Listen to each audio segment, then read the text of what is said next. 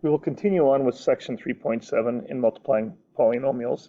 And again, we're going to be looking at some that are a little bit more challenging than the ones we saw earlier. So to begin with, I have a multiplication of two binomials here, which I'll just use our regular FOIL method. Here I have the multiplication of two binomials and a constant out front, so there are a couple different strategies we could use to approach this. And at the end of the day, we have to multiply or add these two products together. So in the first two, I'm going to FOIL them out to get 2c squared. 2c times 5, that's going to give me 10c. Negative 3 times c is negative 3c, and that's going to be negative 15. Plus, as I said before, we have some options. I'm going to leave the constant 3 out front, and I'm going to multiply the two binomials together, but I must put them into brackets because this 3 will have to distribute to everything. So c times negative 3c is going to be negative 3c squared. C times 1 is going to be c. Negative 3 times negative 3 is going to be 9c. And negative 3 times 1 is negative 3. So right now I can collect like terms here and here. So to do that, I'm going to have 2c squared plus 7c minus 15 plus 3 times. I'll collect like terms first inside the brackets. Well, 1c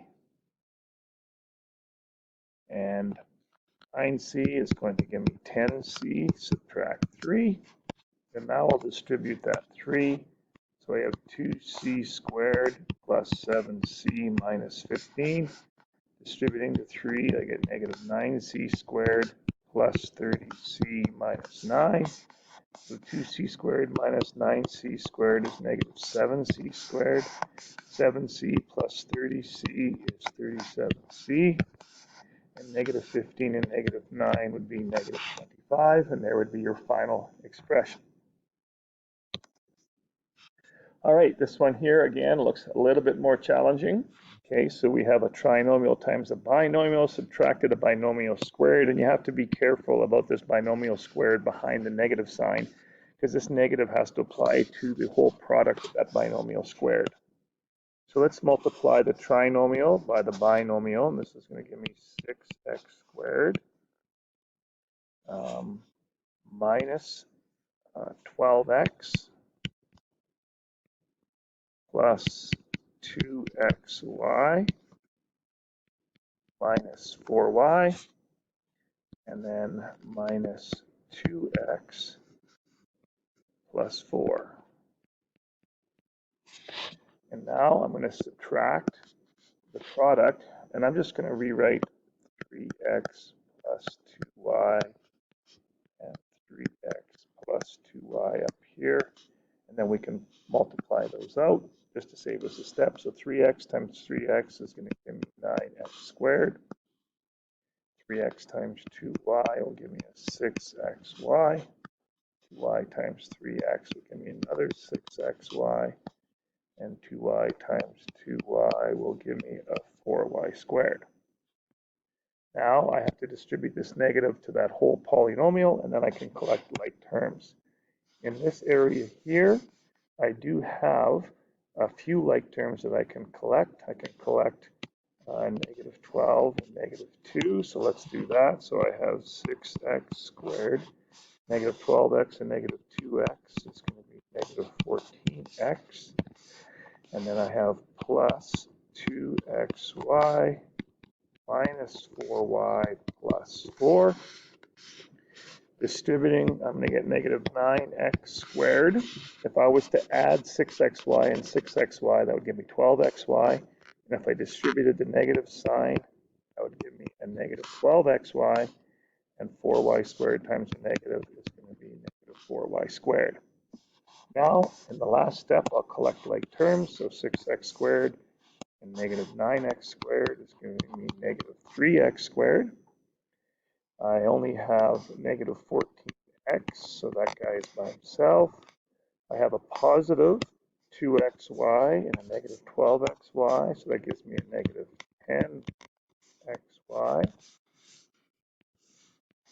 And then the other terms are not common, so I have negative 4y plus 4 minus 4y squared. And really, the order really doesn't matter. So however you write them out, as long as you have the correct coefficients with the correct sign, the correct variable, that is all good. Okay, last example is a application question, and it says a box with no top is to be made from a piece of cardboard 20 by 10. Equal squares are cut from the corner and the sides are folded up. So we have a 20 by 10 cardboard. We cut out a side, a square that is x by x, and then we fold it up to get a box that looks like that. So in question A, we want to figure out the length of the box. Well, if this whole length is 20 and I cut x off of this side and x off of this side, that means the length must be 20 subtract 2x. The width of the box is going to be, well, same thing, 10 is the whole width of the rectangle, and I've cut an x off both sides, so it's going to be 10 minus 2x. And if I fold up the box, the height of the box is really going to be x. So now in question A, we found A, we found B. In part C, we want to find the area of the base of the box. We'll find the area of the base. We look back at the diagram, it'd be 10 minus 2x times the length, which is 20 minus 2x. So 10 minus 2x times 20 minus 2x, and 10 times 20 is 200, minus 20x minus 40x plus 4x squared. So the area of the base, if I collect like terms, is 4x squared. Negative 20x and negative 40x is negative 60x plus 200. In part D, they want me to find the volume of the box. Well, the volume of the box would be the length times the width times the height, which is x. So this is the area of the base right here. It is 4x squared minus 60x plus 200. And all I have to do is times it by the height, which is x. So if I distribute that x through all three terms, I'm going to get 4x cubed minus 60x squared plus 200x. And there would be the expression for the volume of the box in terms of x.